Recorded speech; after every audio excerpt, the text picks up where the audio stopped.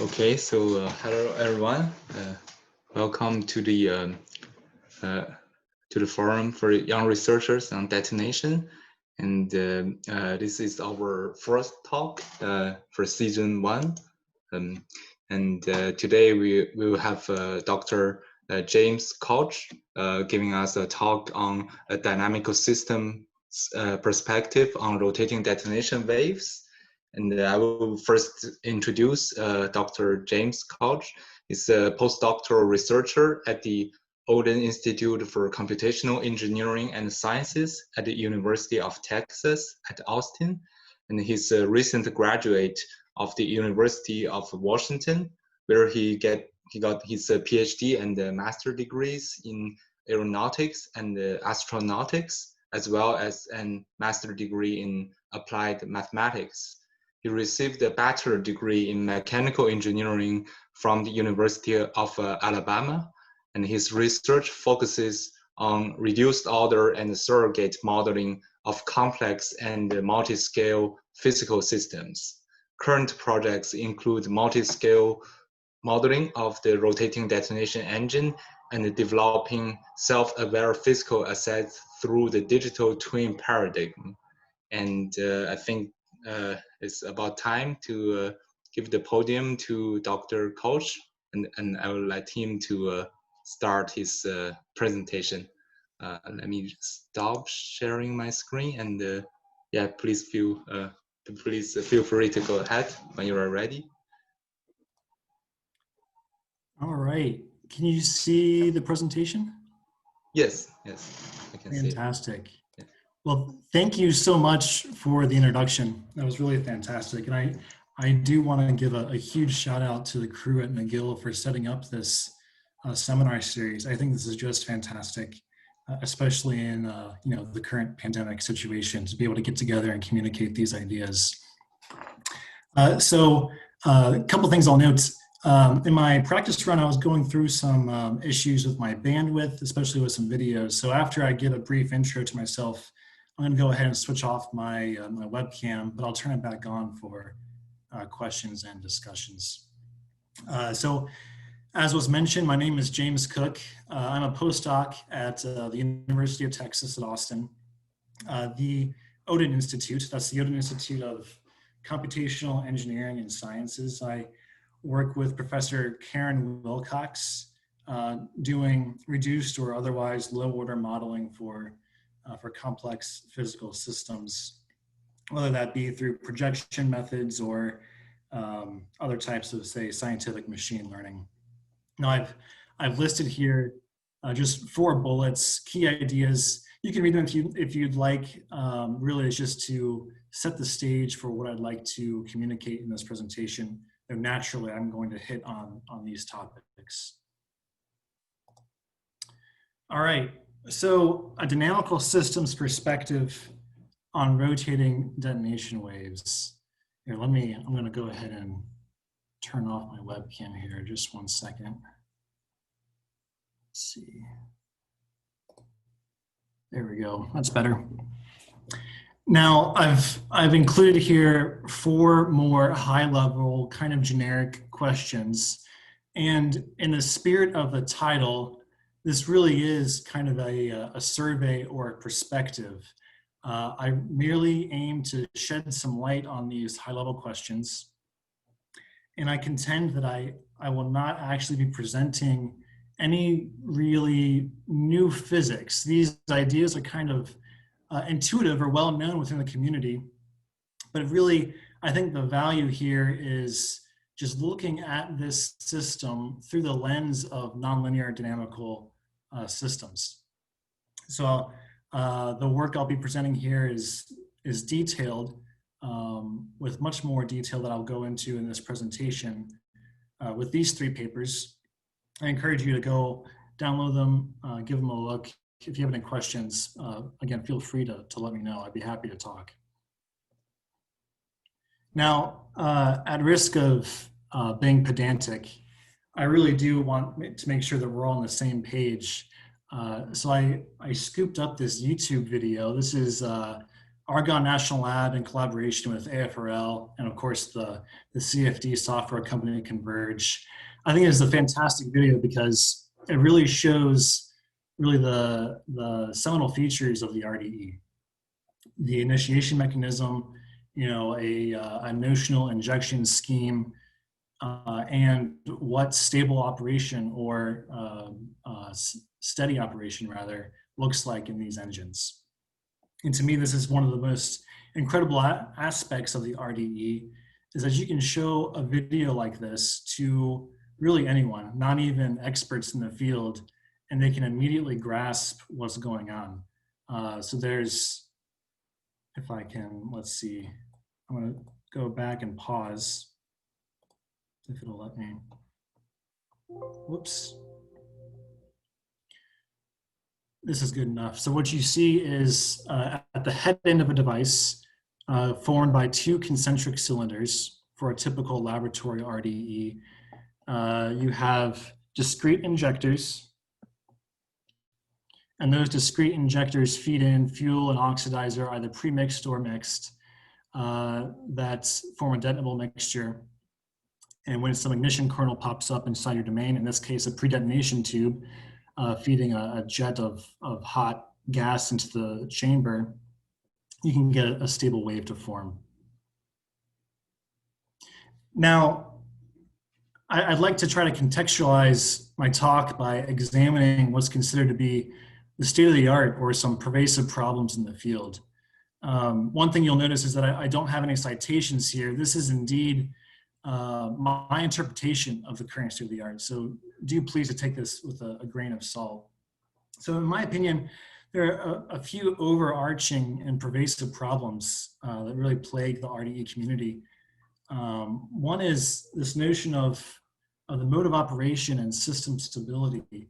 What do these things really mean? What does it mean to operate with one wave going a certain direction or two going back and forth, slapping against each other? And how does one quantify or describe stability in these different modes? The second is component level physics and their coupling mechanisms. So this includes things like injection schemes, mixing schemes, the time scales associated with those processes, nozzles, right? So attaching a nozzle onto the back end of an RDE, different combustor geometries. So there's annular, there's radial. You can generalize that to the spectrum of geometries in between those two extremes, but also different feed systems. You could have nominally choked, ram air inlets, compressed air. There's so many different configurations one can have. And each one of these different configurations imposes a different set of very complex physics onto the RDE. So this kind of drives the state of the art into this regime of really incredible CFD, just fantastic. Really high fidelity, including detailed geometry, detailed kinetics, detailed boundary conditions to resolve all of the necessary spatial and temporal scales that are involved in the flow physics. On the experimental side, because these engines are so simplistic, we've seen a proliferation of not only new hardware, but different instrumentation schemes, amounts of data, configurations of different laboratories to examine certain properties. There's really been an explosion of data in this domain. But I want to stress that these tasks don't necessarily generalize. In describing RDE through high fidelity CFD, one will be hard pressed to try to map those results to a different combustor configuration.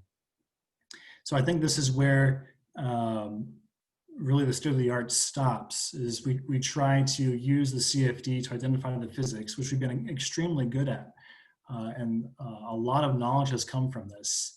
And then we try to close the gap between high fidelity CFD and say detonation theory, which has a hard time trying to explain or being used to explain the flow features seen in these engines. So this is as much as this is more generally just to say that the RDE is really a complex system, and it's a hard problem.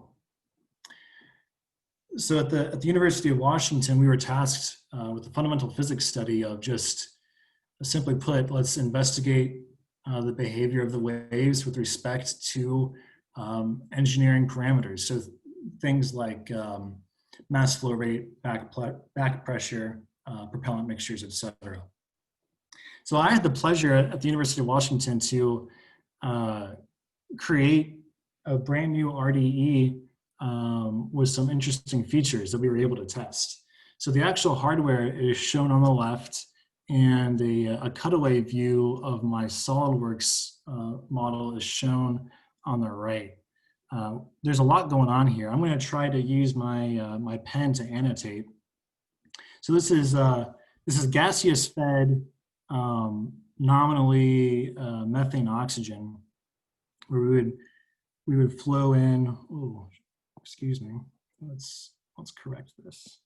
We would flow in methane into some manifolds, some plenum chambers. They would be injected, they would be injected discretely into chamber. They would mix with oxygen that would flow through this passageway into these plenum chambers, right? So we would get a mixture here. We would ignite with a spark plug, and then we would get some stable or sometimes unstable wave formation on the back end, which we can then instrument. So really kind of a standard setup. The nice thing here is that we can replace the injection scheme, these injector blocks, with really any injection scheme we see fit, radial, axial. Seen here is a transverse injector. It was never built, but still the concept is there. At the University of Washington, we ran indoors, which proved to be quite a challenge because you have to capture all the exhaust gases and route them outdoors. So the way we did this is through a big dump volume, right? So that's that dump volume. The RDE is situated here,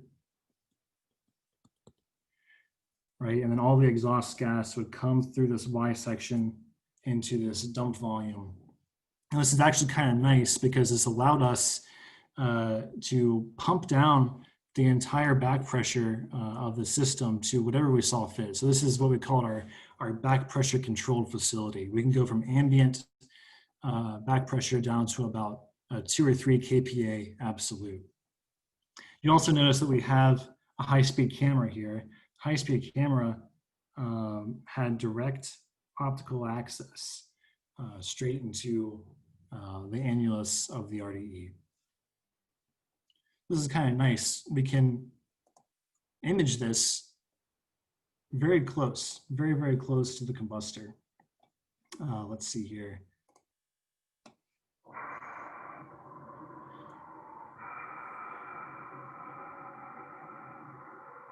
So these are obviously 2 videos that we took of some experiments in that configuration. These videos are from one of the grad students there currently. His name is Lin Chang, and he was brave enough to quite literally tape his iPhone to the back end of our test chamber so we could capture these really nice images.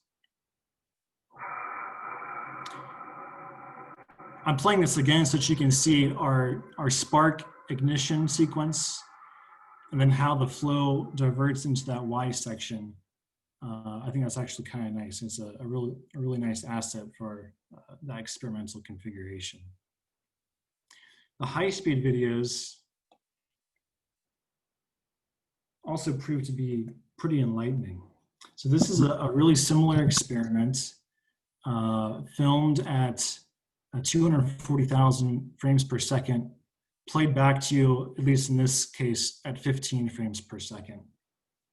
And we see that a spark establishes some ignition kernel. We have a deflagration plume, and then there's a DDT. And that initial detonation very quickly wraps around the annulus and gives us this whiteout. But when that whiteout clears, we see the stable, or rather the mode locking process, if you will, of stable pulses on the other side of this blowout or this flame out. And those stable pulses will continue to propagate so long as we flow in fresh propellant. Now, in terms of dynamics, one of the most straightforward things one can do is record the space-time history. And I mean, that by definition, that's what the video is. But the way we do this is by extracting the annulus location just through some image processing techniques. And then you can subdivide this into bins and integrate the pixel intensity in each one of these bins all the way around 360 degrees, and stack that as a vector and display that through time. That is what this figure in the lower right is. That's actual experimental data from this video shown on the left with the integrated pixel intensity overlaid on top. I believe it was TU Berlin, the TU Berlin group that did this first, followed by AFRL West. But it's proved to be a really nice technique for very explicitly displaying the dynamics. Now, why do I like to do this? Well, it's because we get to see structures like this. So it's pretty common, at least in our configuration, it was pretty common to see mode transitions or bifurcations. I've shown here, there's 4 different space-time plots. The first is the video you see on the left. This is the lab reference frame. And this is in the reference frame of the brightest of the 2 waves. That is why this wave appears stationary. And so in doing this coordinate transformation into the wave reference frame, we get this really nice measure of phase difference between the 2 waves. And we can see that phase difference oscillate until one wave overruns another. Very curious, but it's a fantastic image. And I love the way that this instability grows. It's textbook quality. Likewise, in the other direction, we've seen wave nucleations, where there's a single wave, right? So one wave, but partially through the experiment, we start to see some self-steepening of reactions, or self-acceleration of reactions. You can kind of see these start to appear like here, and then a faint trace here. That's where this wave starts to form and then begins this mode locking process, where we eventually reach a stable phase difference of pi radians between these 2 waves. I call these bifurcations, or these 2 plots, I call these the normal forms, to be consistent with dynamical systems language. And I call these the normal forms because as you go from 1 to 2 waves, or 2 to 3, 3 to 4, they all follow the same qualitative behavior, in that there is a self-steepening or of reactions that spawns another wave, or the overrunning of one wave into another following the same exponential growth of an instability. Now in our lab, at least when I was at the University of Washington, I was unable to complete a full sweep of operability of a certain injector configuration. But what I like about the RDE literature, especially the experimental literature, is that these metrics are pretty widely available. So I've included here a plot from Baikovsky's paper in JPP that shows the operating mode of one of the engines that they tested as a function of mass flux. And you get this really fantastic and characteristic bifurcation curve, where that's one wave, and the speed of the wave increases through this increase of mass flux. But after a point of criticality, we don't know what triggered it. You see this ratcheting bifurcation down to 2 waves, where just immediately after the bifurcation, our speed is significantly slower than just prior. It's almost like a jump condition. And this proves to be kind of ubiquitous through the RDE literature. I find this really fascinating, though unfortunately I haven't really seen a good explanation of why. It's one of the questions I hope to shed some light on.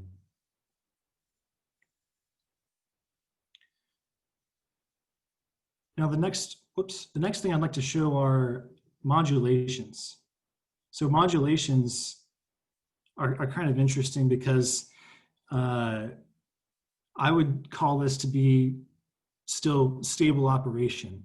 An experiment is shown on the left where these 2 waves play this cat and mouse game between another, where one accelerates up to the previous's tail, and then the wave decays. The previous wave catches up to that wave. It goes through this cyclic process, but it persists through time. It's really curious. And it gives these very distinctive patterns in XT space. We get these straight line trajectories, right? So this is a detonation wave that is saturated in some sense. Its trajectory is linear. But then as soon as this wave encroaches on the slow wave preceding it, right? There's a little bit of a separation here. As soon as that starts to interact, this wave immediately decays and goes on a parallel trajectory. Now it is slow. So they exchange strength and amplitude in this very characteristic fashion. Again, this is periodic through time. And at least for this experiment, this lasted for several milliseconds. So that's thousands and thousands of cycles. This also generalizes to 3 waves, which is shown here on the bottom, right? So we have 3 waves where much in the same way, we have some kind of parallel trajectories, but then this defect propagation where we see this, this phase difference kind of jump between waves, and that's also periodic through time. Now we can look at the frequency spectra of these modes. That's what's shown on the right, these 2 figures. These units here, these units correspond to wave count. So centered frequency of 2 waves with side bands at about 1.5 and 2.5 waves. Likewise, for this bottom figure, center frequency, 3 waves with side bands symmetric about the carrier frequency. Now, lastly, we have this, this counter-propagation or multi-stability issue. I'll just let this video play. I think it's the best way to explain the dynamics is just to let the people see it. But in most configurations for our engine, we saw wave counter-propagation. And this concerned us because our geometry was meant to match those of some other institutions, and we were not fundamentally able to reproduce a lot of the dynamics that others have seen. This is very characteristic for some of our injector sets that we used. But curiously, towards the end of this video, you see that through some asymmetric collisions, we eventually land upon 2 waves. Though they're decidedly not sharp. You know, I hesitate to call these detonations, but there's certainly 2 patches of luminosity that rotate.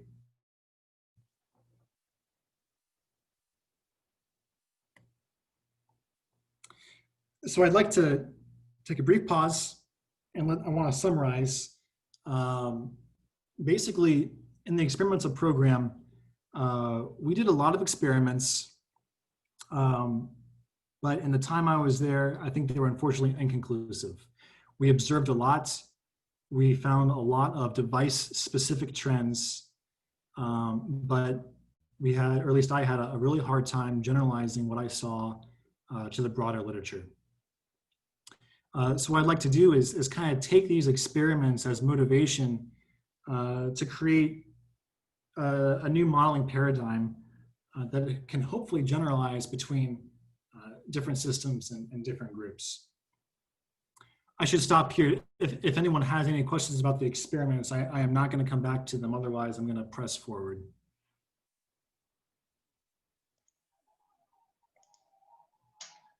Yeah, so please, if you have questions with regard to the experimental work that Professor Dr. Koch presented, could you please just unmute yourself and ask?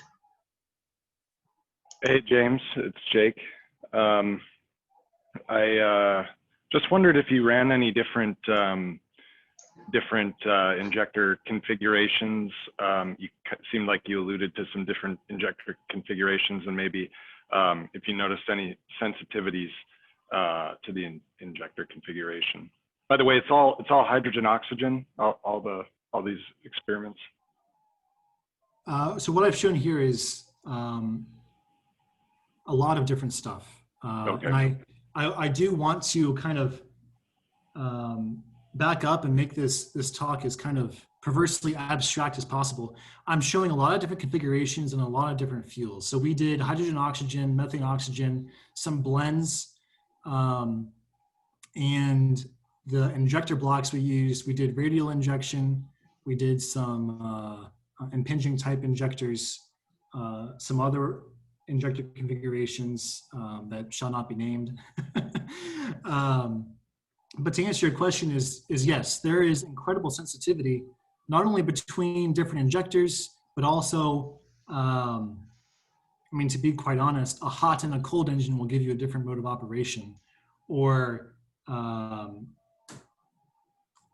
even hot spots within the engine, degraded spark plugs, protrusions into the sidewall of the engine. These will all give different structures in the experiments that would vary from experiment to experiment, let alone from injection scheme to injection scheme. So to answer your question is yes, the experiments were very sensitive.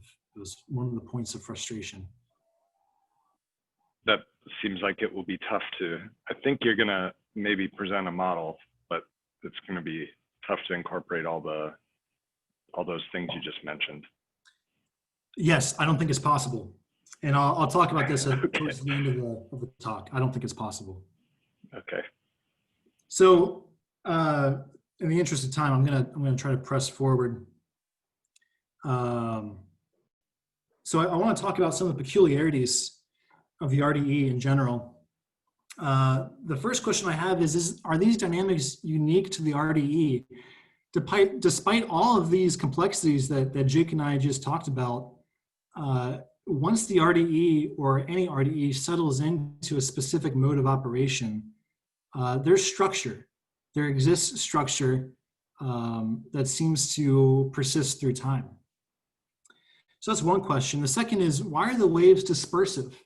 I don't see any immediate physical mechanism, at least within the mathematics, that shows why these waves are dispersive. You know, intuition tells us it's because of an imbalance in the amount of reactant ahead of the wave. But mathematically, this is kind of an interesting question. Same kind of ordeal here is, what does stability mean in this context? I still think that's ill-defined. And what gives this bifurcation structure? So to kind of illustrate this, I've shown here on the bottom the same type of canonical modulation. This is the KdV equation. These are not RDE waves. I simulated the KdV equation on a periodic boundary to kind of show that no, these dynamics are not unique. In fact, these dynamics are widely reported across many different fields of physical science. And I'd like to explore just in one slide what these different physical systems are and their properties. The first is, as I just mentioned, the KdV equation, the quarterback-de Vries equation, which is an equation that was postulated, in the late 1800s for the investigation of shallow water waves, right? So these are solitons. The wave equation is shown there on the right-hand side, nice compact form, where we have nonlinearity balanced by dispersion, right? And where those two exactly equal is where a soliton solution forms in the space-time dynamics. The second physical system here is the BZ reaction, this is a physical system that exhibits far from equilibrium chemical reactions. There's a fixed point in the system where you have a planar uniform reaction, kind of like a distributed flame. But in the BZ reaction, this fixed point is unstable, and it leads to these really interesting trajectories about this fixed point in phase space to give these really fantastic patterns in space and time. Lastly, I'll just approach the FHN model, so Fitzhugh-Nagumo model for nerve excitation. You can see here really similar dynamics. We have pulses going around in periodic domain. This is canonical neuroscience now. But what I want to really highlight here is that these systems are fed by an external source.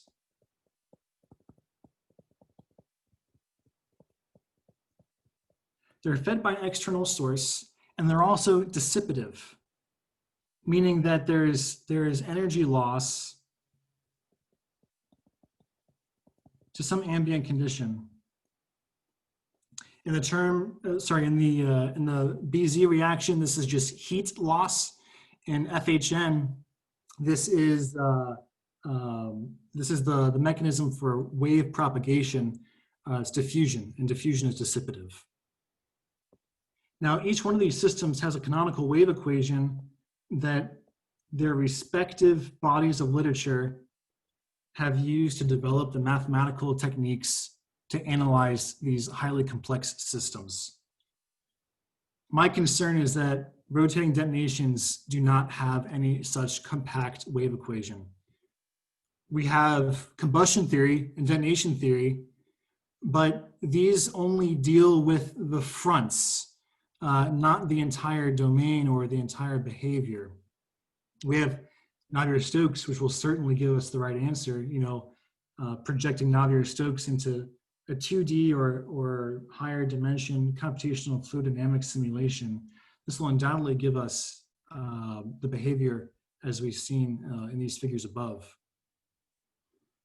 However, my goal in particular is to address, from the applied mathematical standpoint, the issues of wave stability, their properties, and bifurcations. These are fundamentally unanswered and undercharacterized phenomena that are otherwise intractable. And I want to stress this, to do any sort of stability analysis, say using Navier-Stokes applied to a 3D domain, amounts to just doing numerical sweeps through parameter space. That's a mathematically intractable problem. And it ends up being very device specific, where the physical insight may apply to a very specific device or configuration. But again, we have this issue with generalization. So the way I'm going to do this, I want to first just explore what a damp-driven system might look like in the context of an RDE. So detonation theory can approximate the fast physics, right? So the fastest scale is the shock reaction structure that gives us the energy input into the system. But there is this corresponding region of the flow that is dominantly dissipative. And these physics are slow. And we get this very explicit contrast of scales between fast and slow.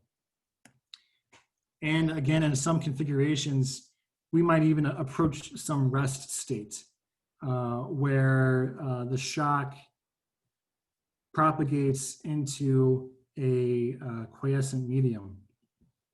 But we might have, say, a mixing scale, right? That's what this dashed line is. I don't know the pathway of say, a fraction of burnt versus unburnt propellant, but this also takes on some characteristic scale and some pathway from totally burnt to fresh.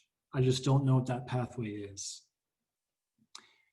Now, as I mentioned, so combustion or detonation theory deals with, in general at least, deals with the wave front. But again, after passage of the wave, the slow physics dominates. And this is kind of a cause for concern because each of these physics, the fast physics and the slow physics, have exactly equal influences on the domain. And I know this to be a fact because the wave is fundamentally not a wave front, right? Where the wave front would just be this portion here, but fundamentally a pulse where my beginning and end states are the same, right? So to give a description, again, in my opinion, to give a description of the rotating detonation wave using explicitly combustion theory or explicitly just, for example, blowdown theory of a high pressure gas in a pressure chamber, these are both incomplete descriptions. I believe to give a more complete description, you need to incorporate both. At the highest level, this is what that might look like. So I begin with a very simple Berger's analog. Now this is this comes from, let's see, from Maida and Fickett in the late 70s to early 80s, where you simply have Berger's equation with a heat addition term.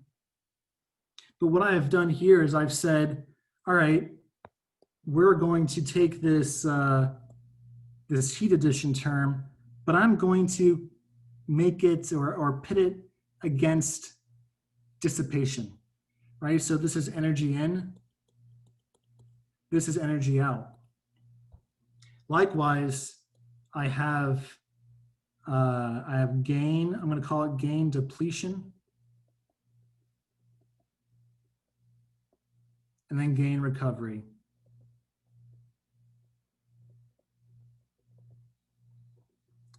So in this way, I've kind of imposed this competition between these different terms, and it is up to them to find some equilibrium such that we could say it's such that the integrated energy over the domain, we'll call it just from 0 to L, is equal to the integrated losses. I guess I should get rid of that minus sign there, from 0 to L, right? So gain equals loss subject to the gain depletion and gain recovery. So at the highest level, that's the idea, is we extend the notion of the wave front to include these global dynamics of gain, recovery, gain depletion, and then energy gain and energy depletion as well, right? So I'll formally label those. I'll define this beta term. You might recognize this as a really simple activation function. And then quite simply, I'll just show an example video. Whoops. Let's see if I can get that to play.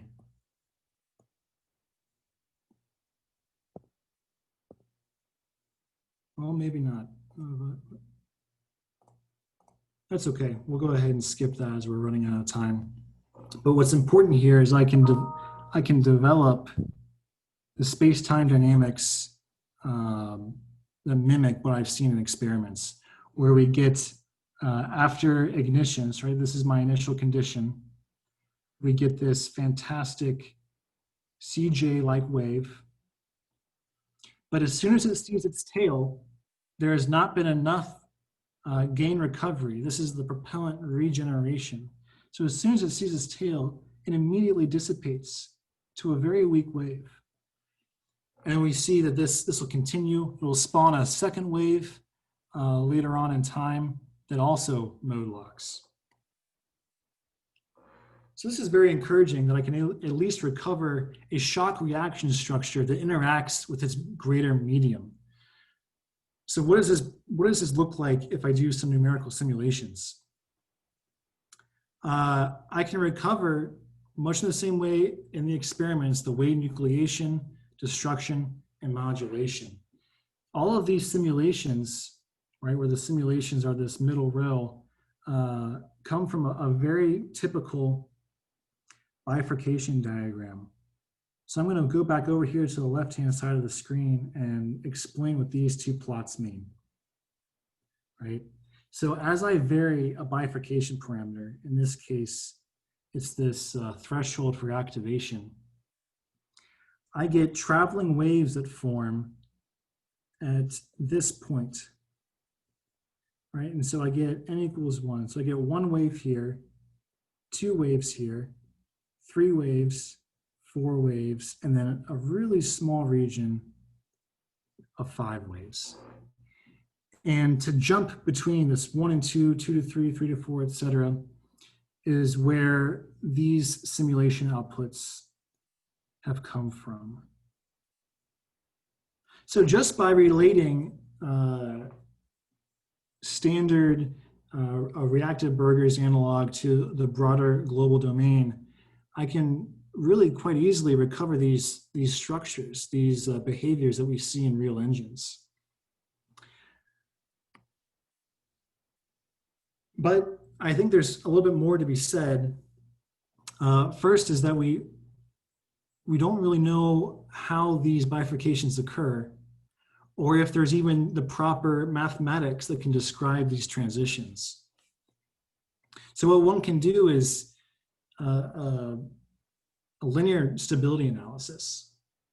And the way this looks in the terms of a PDE, excuse me, is to discretize the PDE into a higher dimensional ODE. So this would be like, finite volume, finite element, some Glurkin schemes, etc. You can impose a symmetry removal. So this is freezing the waves, making the wave appear stationary, linearize about that solution, evaluate the eigenvalues, the spectrum, and track them. Look to see where those may or may not cross the imaginary axis. And what you can find is structures that I've shown here on the right-hand side of the screen. And there is so much embedded in this plot that I'll just take a couple of seconds to try to explain it. I have the same branches that I saw before. I have a 1-wave branch, a 2-wave branch, 3, 4, and 5. I also have dashed lines and solid lines. The solid lines correspond to numerically identified as stable. So if I had a bifurcation parameter, we'll call it a 0.8 or a little bit above, say right there, I would have a stable wave, 2 waves, with an amplitude of about 1.7. So that's how you read this plot. Likewise, their speeds are about, 75% of the theoretical value for the detonation of that propellant. Now, furthermore, what's exciting about these plots is it shows you the relationship between them. So for example, between n equals 3 and n equals 2, we have these black lines that correspond to some diamonds, right? So more plot markers and more lines. I apologize for that. These are the hop branches, where, for those of you familiar with dynamical systems, a hop bifurcation is where you bifurcate from a steady solution to time periodic solutions. So by linearizing about the standard traveling detonation wave or rotating detonation wave, you can actually recover where the hop bifurcations occur as functions of input parameters. This is quite huge. I mean, I think this is the first time that we can relate any sort of notion of stability in a mathematical sense to the structure of a rotating detonation wave. So what I'd like to do is I'm going to trace these lines, this line and this line, in the next slide to show you what these solutions look like through that space. This is those two branches, right? So this is the two-wave branch and the three-wave branch. And again, I just want to make sure that the context is here. What I'm interested in is how do these waves bifurcate? How is there a bifurcation of the number of waves? You might have noticed in the previous slide, the two-wave case, that trajectory both begins and ends with two waves. So we start with, for example, in case B, we started with really small perturbations of phase difference. These grow along the branch and they become really severe, quite severe. You almost might see that the wave almost disappears in between these high amplitude oscillations before finally decaying to the last state where we have two very weak waves that are unstable. Now in the three-wave case, I think this one's a little bit more indicative of what actually happens. We get the same perturbation of phase difference here, but notice what happens as we go through these trajectories. You start to see the merger of the different waves, finally ending in a state where we have bifurcated from three waves to two waves, and now we have a different group velocity. I think this is incredibly promising to show in a compact framework the behavior of these waves as they traverse through this, this parameter space. I think it's incredibly promising. Now, I had planned to go through the exposition of these ideas or the projection of them to 1D Euler, because in some sense, a reactive Burger's equation is a little bit naive in some sense. As Jake mentioned, to be able to use these ideas in a forward modeling approach is similarly intractable. However, I think it yields valuable insights for the inverse problem. So what I'd like to do instead, as I see I'm running out of time here, is I'm going to go straight to my conclusions. I'm going to skip this section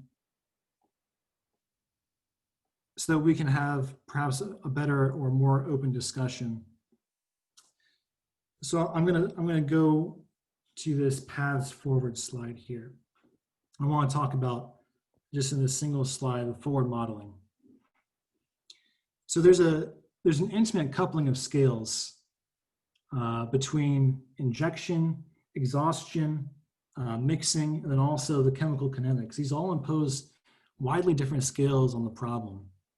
And it drives the state of the art, and it drives modeling into this ever increasing complexity. And this is unfortunately, in my opinion, necessary for the forward engineering problem. To be able to resolve these scales in a way that makes engineering, in a way that informs engineering decisions, you need that fidelity. Unfortunately, this is hard and in many cases prohibitively expensive, both in literal money cost and computational cost. However, there's also the inverse problem. And the inverse problem is, I think, where there's the most promise. And this is the bread and butter problem of simple parameter fitting. And this is widely used in the broader field of complex systems.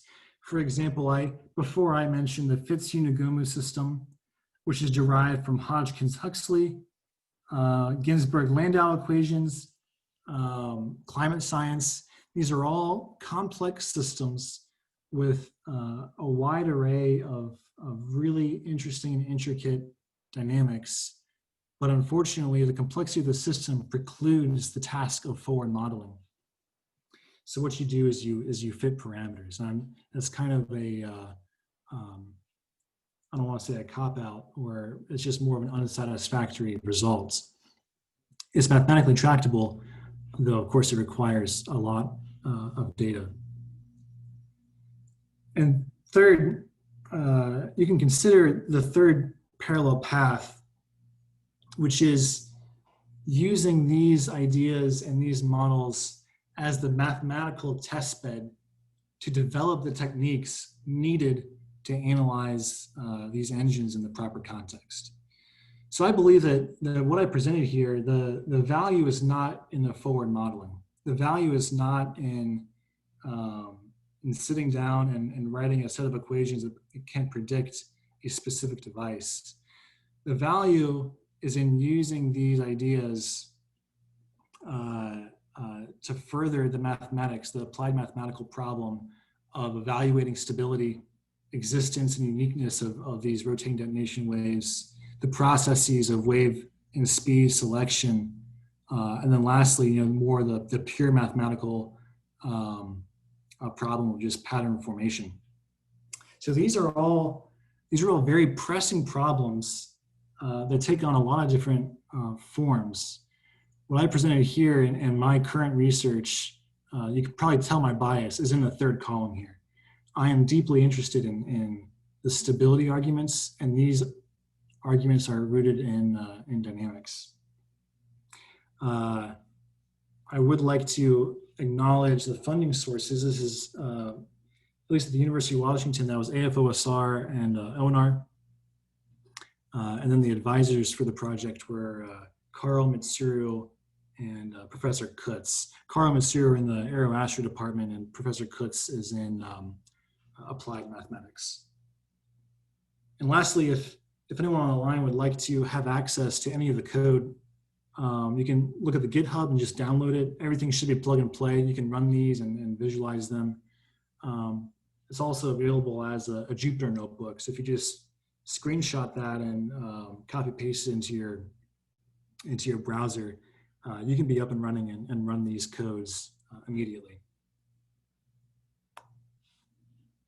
All right, I think I'm at 50 minutes, so I'm gonna stop talking and see if anyone else wants to say anything.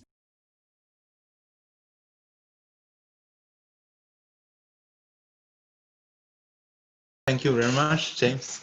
Yeah, it's very interesting talk, and yeah, no worries about the time. I think we should have enough time for discussions as well, and as well, like for the part you skipped, if some questions are with regard to that part, like the Euler equation model, then you may if you feel like spend more time to tell us more details about that part, it's also okay. I think we should be. Yeah. I would just urge people to go out and play around with the code. I think it's really enlightening to see how these different scales interact and the different structures that they produce. Right. So basically, like the second page, you show this GitHub link is to the Euler model that you built for this RDE model, or it's just a Euler solver?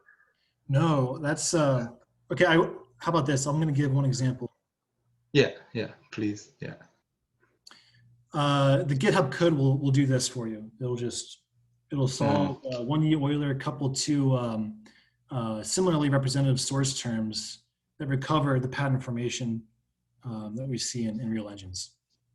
This is a mode of operation that was really common for us. This 3 and 3 wave slapping mode or counter-propagation mode. Okay, thank you. And is there any questions? I see Shane turned on his video. Yeah, please go ahead. Yeah, hi, James. This is Shen from Stanford. It's Hi. a fantastic talk. Thanks so much. I feel like I've been constantly learning about this new sort of angle of looking at this problem. Could you go back to the page of the reactive Burger's equation formulation? Yeah. Yes. Yeah, I just want to. Yeah, so I'm just curious that what part of this equation actually sort of incorporate the physics of detonations rather than, let's say, a deflagration where you could also have both energy input and an output. Or I guess a broader question would be, does this apply to, let's say, if you have a deflection wave, are you going to expect the same type of dynamics as well? That's a great question. So what really governs what's going on here is, I am screen sharing, okay. If you look at this right-hand side, now you can try to find what I'm going to call fixed points, right? So where does that equal 0, right? And then what you can do is you can construct generically functional forms for energy output and energy input that satisfy quite literally, right? I really do mean this. You can satisfy nearly every condition you find. And this is a technique used in neuroscience for the posterior fitting of the dynamics that are seen, is you fit the functional forms of gain and loss to your data. So your question, if I could rephrase it, was what actually causes the detonation structure itself, right? Okay, so as U is activated, let me erase this. We can do the thought experiment if U is large. If U is very large, then this term dominates, and this term is approximately negligible. If U is large, right? Because the exponential wins over the squared, right? So if U is large, then we can kind of, at the point of the shock, we can get rid of this term, right? We can approximate it by just this reaction term, and then we just recover reactive Burger's analog. But what you see is that, for example, what if U is not large? What if it's actually kind of in between? What if you're in this strange regime where U is both activating your kinetics, you're burning everywhere, but also it's important for ejection, for your exhaust processes. That's when you start to get structures like this. So that's actually how I choose my parameters, is I choose my parameters such that we would be in this region where you actually spawn more waves. You could think of you could think of the opposite case. What if I change this from a squared to a cubed, or even higher order, right? Then what I do is I just simply shift my fixed point further away, where I make it either strongly dissipative versus strongly detonative, right? So you can shift your point of interest around to how you see fit. I see. Okay, thanks. I hope that answers your question. If not, I apologize. No, I think so. Yeah.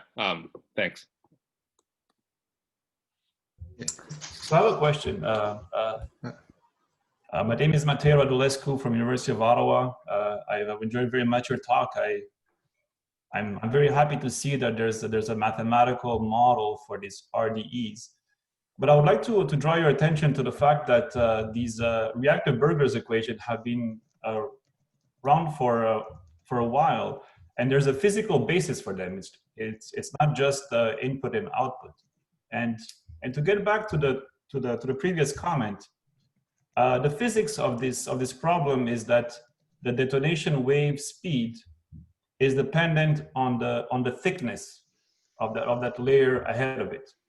And the wider this layer is, the less losses you will have by expansion into the product side.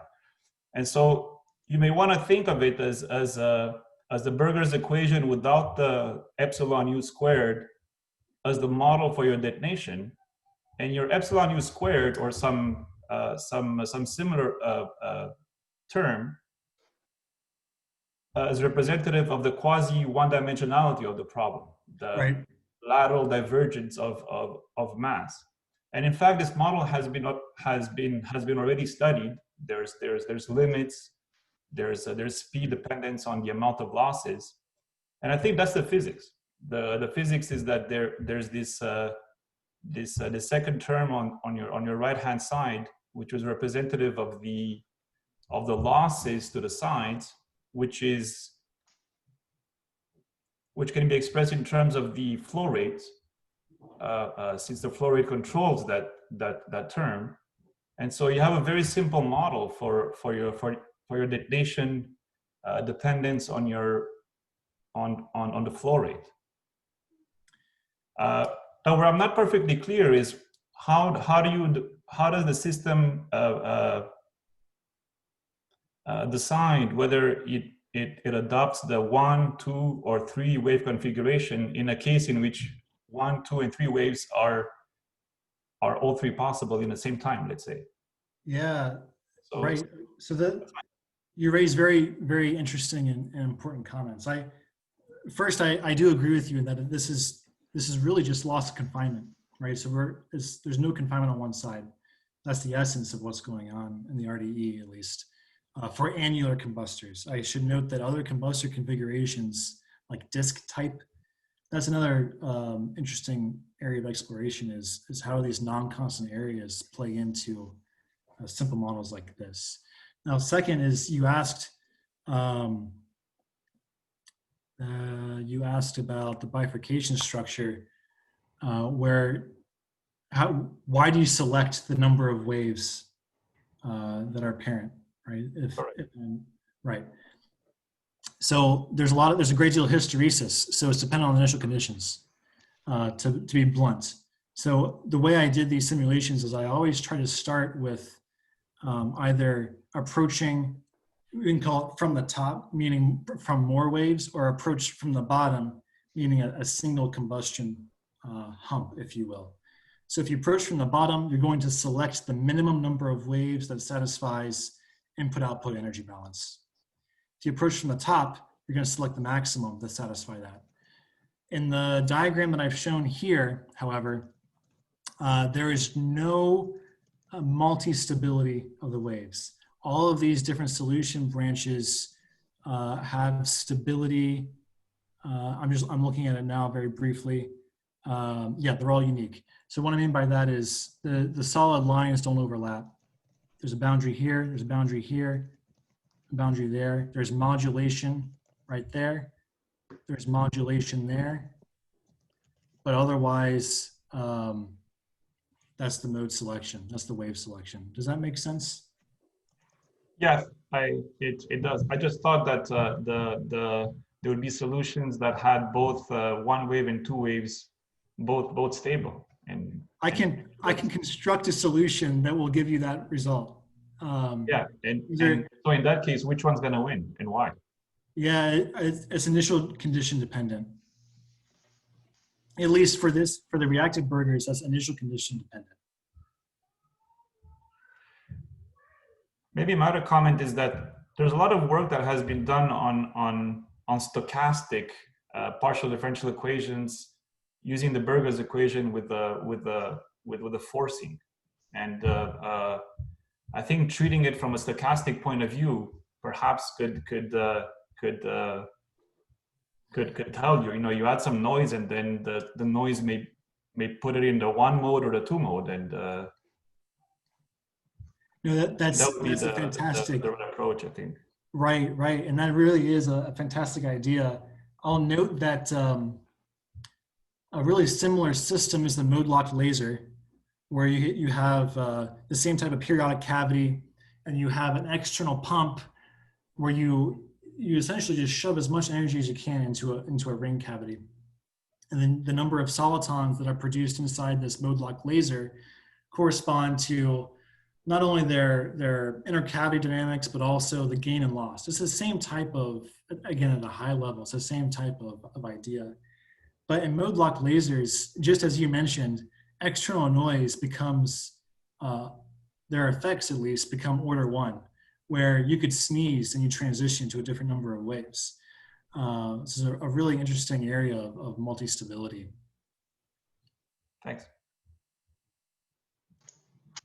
I think Jackson had a question, right? Yeah, thanks. This is Jackson Crane. I'm also at Stanford University. Could you go to slide 18? So I found it really cool that you were able to reproduce a lot of the dynamics that you see experimentally. And my interpretation of this is it's kind of an exercise of parameter fitting, where you're tuning various parameters until you see some type of similar behavior. Maybe that interpretation is incorrect, but if it isn't, given your expertise in both the experimental and the numerical side, what can you learn about tuning these parameters that actually has some kind of physical significance? Stated alternatively, are you able to discern, let's say changing one parameter is an analog to changing the chemistry, and changing another parameter is an analog to changing the mixing dynamics, for example? Yeah, I think it's very difficult to project these results onto real engines. So I'll state that again. I said it before, but for the reasons you mentioned, if you, for example, as you ramp up mass flow rate at the beginning of an experiment, your mixing timescales are not consistent through that ramp up, right? So you can't decouple that. Likewise, is the loss of confinement, is that functional form applied to the engine in a spatially consistent manner? Is the back pressure consistent, right? So there's a lot of different, again, in terms of real engines, there's a lot of different physics at play and peculiarities or particularities of a particular system. Now, your question specifically was on choosing the parameters, and do those have any relevance or correspondence to experiments, correct? That was your question, right? So the short answer is, for the analog, it's an exercise in relating scales. And from the experiments, I don't have an appropriate way to measure these scales.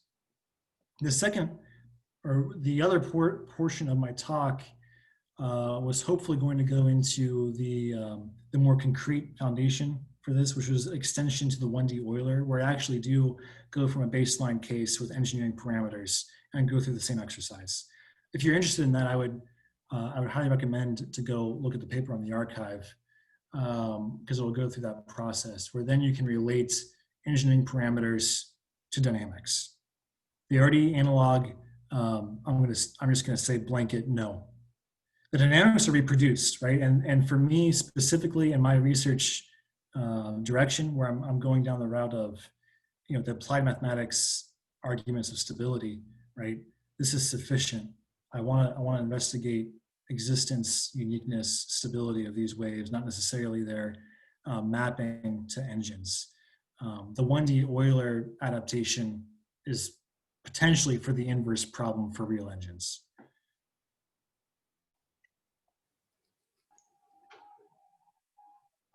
Any other questions or comments? Xiaochen, do we still have time, or I have another question? Yeah, I think we do. Actually, I booked like 2 hours, so yeah. If it's not, Chen doesn't seem to have that much time. Okay. Yeah, go ahead. Yeah, well, I think I just have a very open question. I think this is sort of a forum for all the young researchers. I feel like none of us really have a lot of clue about RDEs. I guess just based on our experience with both experiments as well as your simulations, do you really think RDE is a good way of using detonation for power devices? Or just like, do you have FIS in RDE in the future? That's a great question. So I think in my naive opinion as a really junior researcher, my opinion is that the future is not necessarily in thermodynamic gains. People say constant volume combustion, less entropy rise than deflagration, et cetera, et cetera. In my opinion, that's not the most viable path to efficiency gains. Rather, the RDE is the most attractive package for mechanical simplicity, right? It's 2 cylinders. Anyone can make 2 cylinders. Or power density and super stability, right? The operability limits of RDEs are exceptionally wide, exceptionally wide. I think that's where the value lies, not necessarily in the thermodynamic arguments of better, more efficient engines. That's my opinion. I see. Okay. Thanks. Yeah, those I don't think any of our US RDE community colleagues are here, but I see a number of our Canadian RDE colleagues are here. I think they are recently writing proposals to get funding for RDE research. Would any of them want to give a comment? Or yeah, I don't want to put them on the spot, but is there any comments from them or to this relatively open question? I do think it's it's great that there's finally like a common platform that every group can put their unique twist on the simple idea of a couple of cylinders, right, and some injection scheme, and get results and be able to study these things in detail and produce results. I think the barrier to entry to RDE is low, and I think that is a really nice thing. It's a nice thing to see. The proliferation of the data and all the groups that are involved is just fantastic. I love it. Right. Yeah, actually, I have actually 2 more like technical questions regarding the analog modeling. But before that, maybe I just say a few words about my own thought on this, or maybe another is kind of like one of the motivations of having this kind of a forum or platform.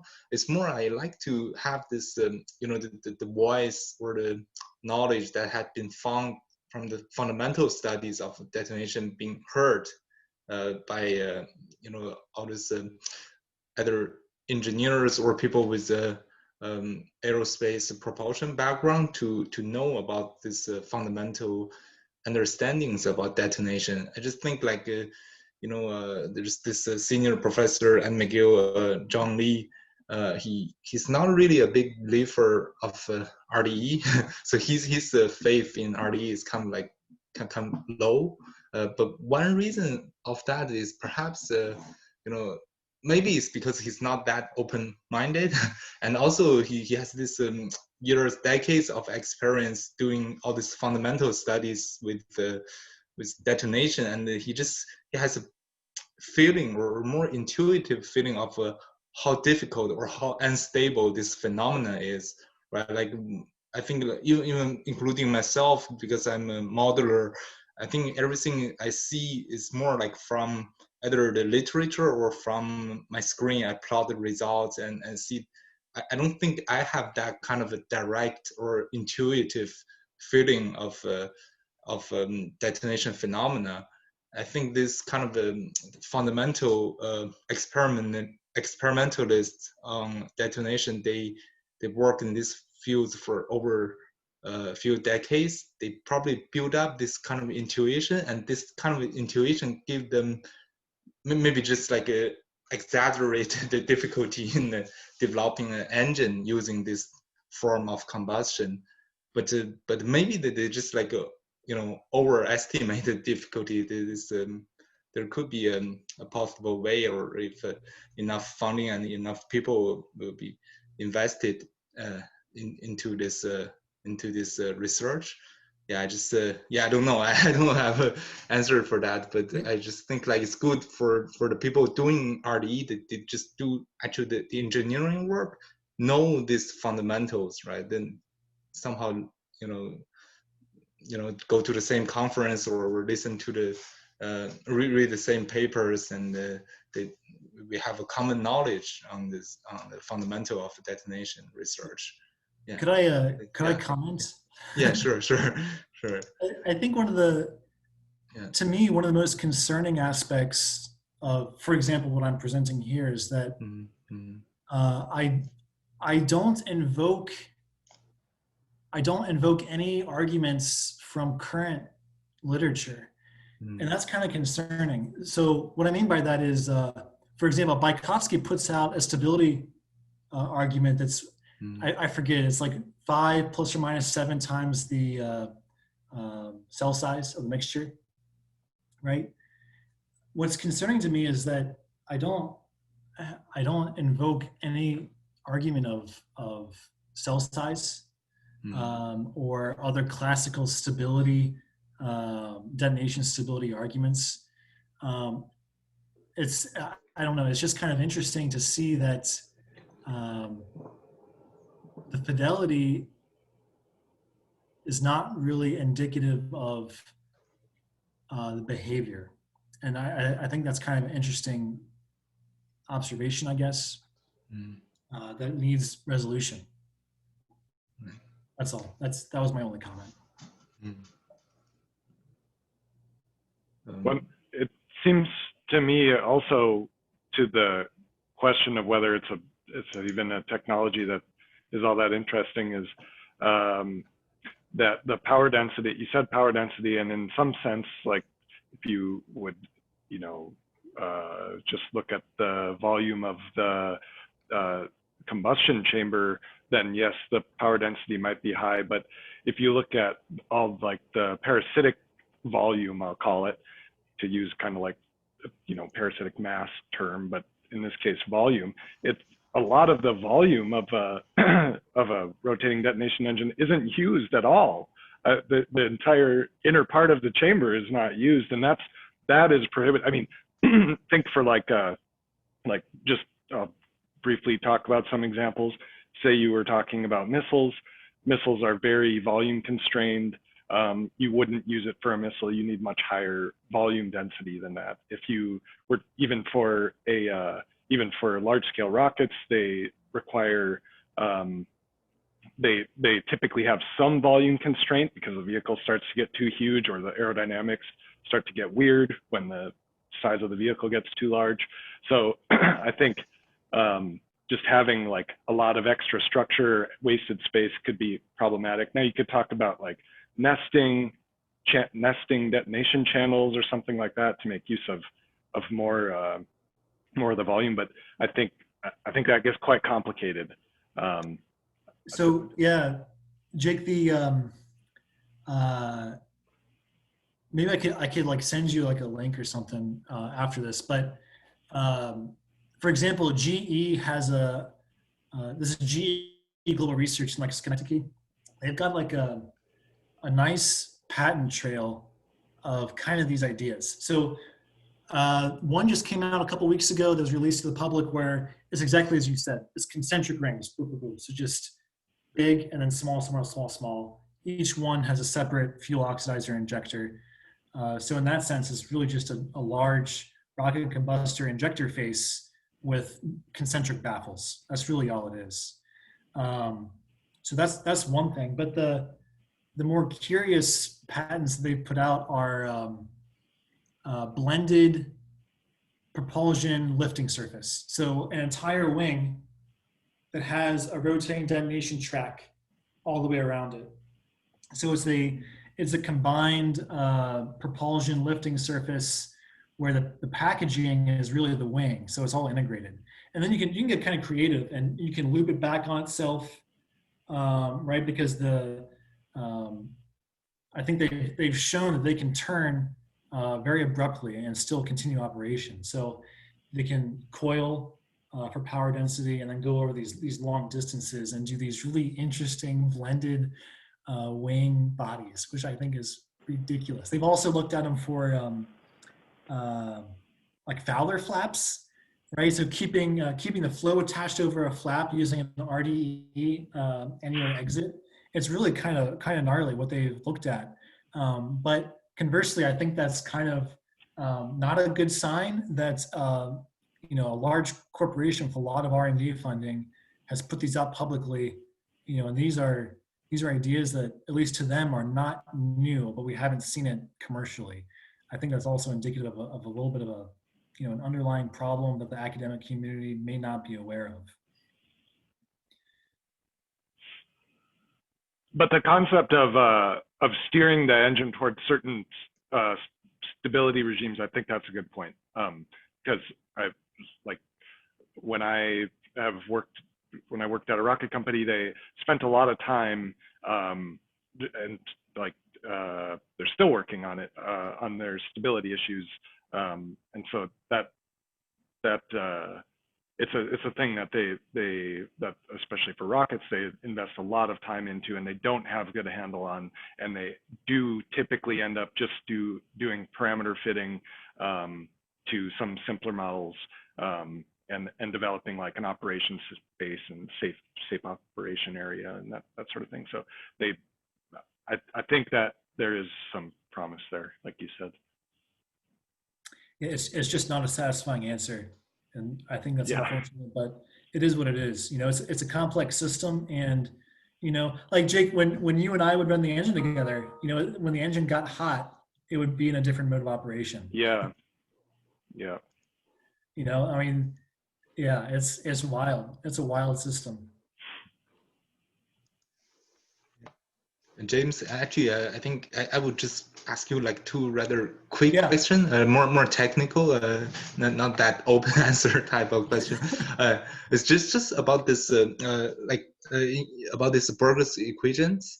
I think like it's like one feature about that is they only have this one-way going characteristics, right? Right. Comparing to for example, other equations, you have this U plus C, U minus C characteristics, and also you have a particle path of your Lagrangian or your material. I think basically like because of this limit or this unique feature of a Burger's equation, you can never have this counter-rotating mode, right? That's right.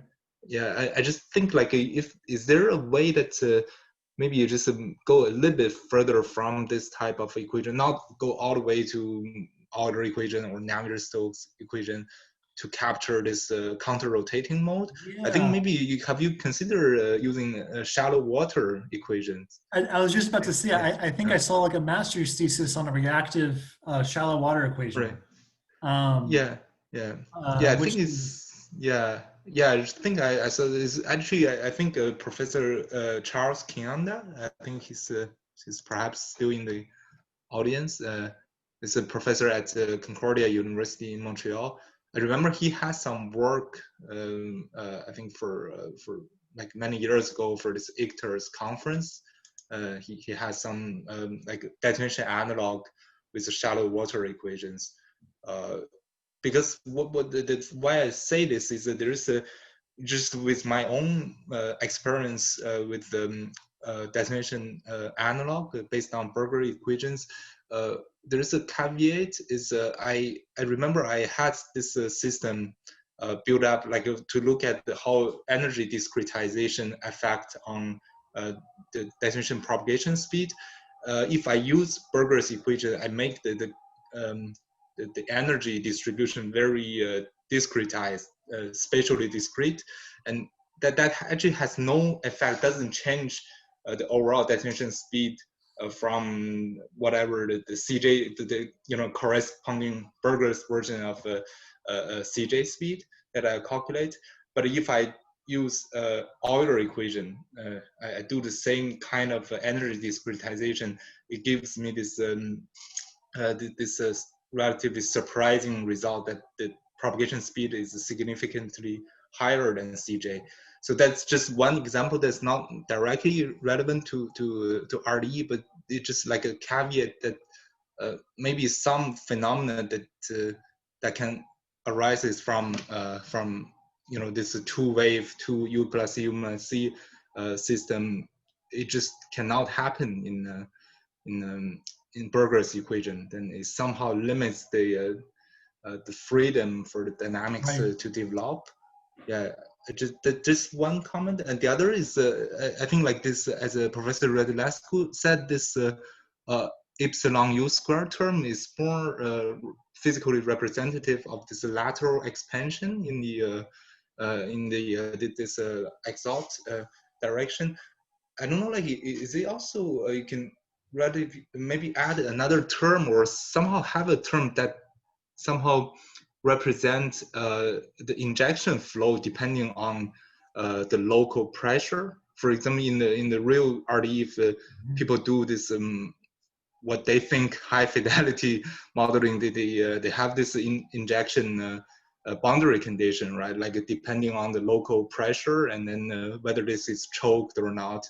I think in your case, if this is just like a hidden constant or not explicitly tracked, then that's kind of like an assumption of you know, the flow is always choked, that the pressure in the chamber is always lower than whatever the pressure gives a choking condition, right? But I think in reality it's not, especially right behind your detonation shock wave, the pressure in the chamber is quite high, so the flow is not choked, but it's somehow, I don't know, maybe this is something you have already considered in your older version of the reduced order model. Yeah, so there's those are fantastic comments.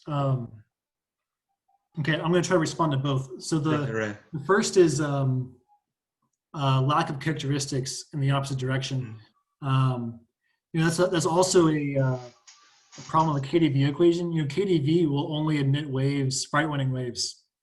So there's this kind of this, I don't want to say KdV hierarchy because that means something entirely different, but instead I'll say a hierarchy of wave equations, where if you take KdV and square it, you get the Boussinesq equation, and the Boussinesq equation emits waves going in both directions. You can do something very similar to the reactive Burger's equation, but it's going to get really messy. I think the shallow water equations extended to be reactive are, as you mentioned, much more tractable. So I agree with you. I think that's an excellent extension of the work. Hopefully someone else can take that on. Second, your second question was on choking, or the injector choking and that feedback. So this is really interesting. So if there's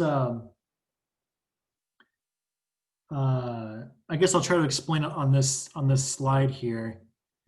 Suppose I just make this to be like really large, like really large. Let's ignore this functional form right now. It's not important. If we just set the gain recovery, so this is in effect how much energy, how much potential energy is being pumped into this system. So let's set that to be very large. What's going to happen is that I'm going to keep putting in energy because there's so much lambda available. There's so much lambda available that I can pump in energy as much as I want.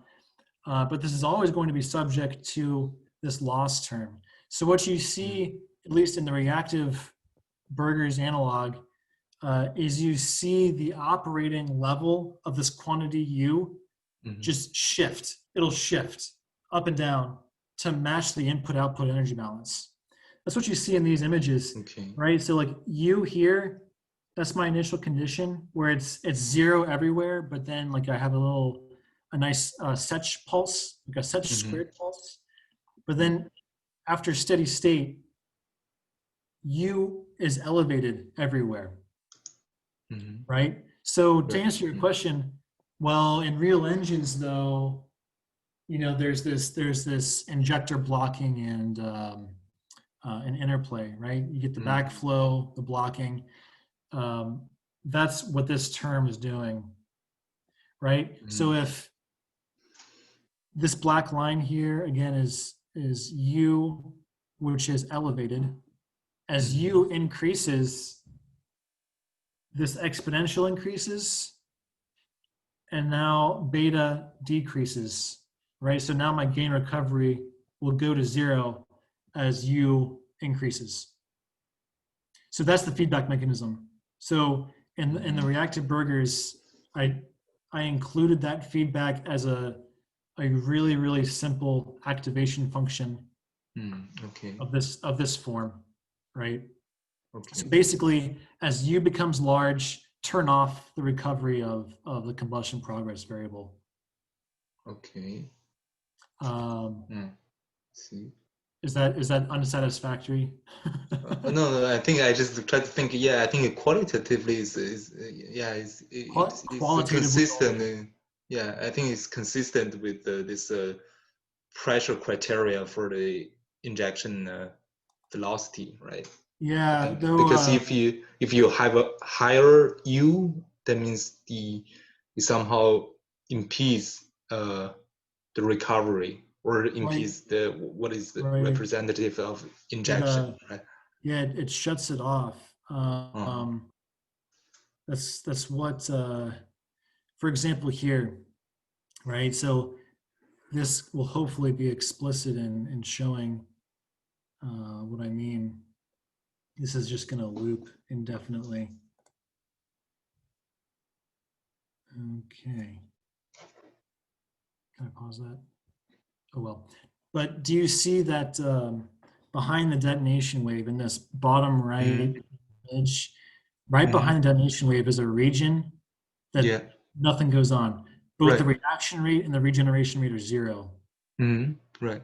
That's that backflow. So that is an actual choked inlet boundary condition that's modulated by the actual pressure in the domain, just as people do in 2D and 3D CFD, right? So in the 1D Euler situation, you can do something very similar, apply that boundary condition, and you can get these separation periods to happen or to occur in this situation. This is a little bit more explicit, a little bit more formal. You know, it's not the qualitative nature of the activation function that I use in the Burgers analog. Right. But the behavior is still there. So this is what on your explained in your the paper is that you posted on archive already? Yeah, this is all the in the detail. Archive. Okay. Yep. Okay, interesting. And the code's available online too. Everyone can just download it and play around with it. Okay, great. Great, thank you. Thank you for the answer. Yeah. Is there any other comments from the audience? I think we, I don't know if the speaker, yes. Yeah, go ahead. Since I'm more senior, then I feel obliged to maybe comment on the RDEs, and I love RDEs. I think it's a great idea. It's sufficiently simple that anybody could build it. It's very robust. It's always going to work. Yeah. So it's great. I mean, there's nothing wrong with nothing bad to say. I mean, there's losses, but other than that, I think it's compact. It's simple and it works.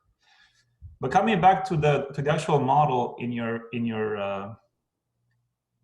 work, I think the next step, perhaps you or somebody else, is to consider a rate in your Burgers equation that permits the wave to be unstable. So each traveling wave can have its own instability. You know, you can have like an oscillating, chaotic. It could be you can go through a whole sequence of pure doubling bifurcations towards chaos. And so there you automatically open up the ability of the system to go and adapt to anything it wants, depending on how unstable these waves could be. You know, one can be unstable, can accelerate, but that's going to set the path for the next wave to do its own thing and then respond to what the first one is doing. And you can have like extraordinary dynamics showing up from your simulations or modeling. Yeah, you probably noticed that my reaction term is lackluster at best. You know, and you know, thinking of the work of like Kazimov and Faria did this really fantastic reaction rate that can capture the frontal dynamics. It's in PRL, like 2000 and I don't know, something. 12. Okay. It's a very simple two-step delay model. which you can get the whole range of instability. It's very simple. Fantastic. Yeah. Just look it up. I can send you the link if you want. Well, I've got you said PRL. What was the year? I can't remember. Google. I can find that. I can find that for you as well. Yeah.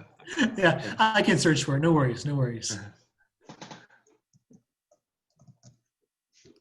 But you're very correct. I mean, the frontal dynamics of what I presented here, non-existent. I do not investigate at all the structure of the front. It merely exists. It's a jump condition between two.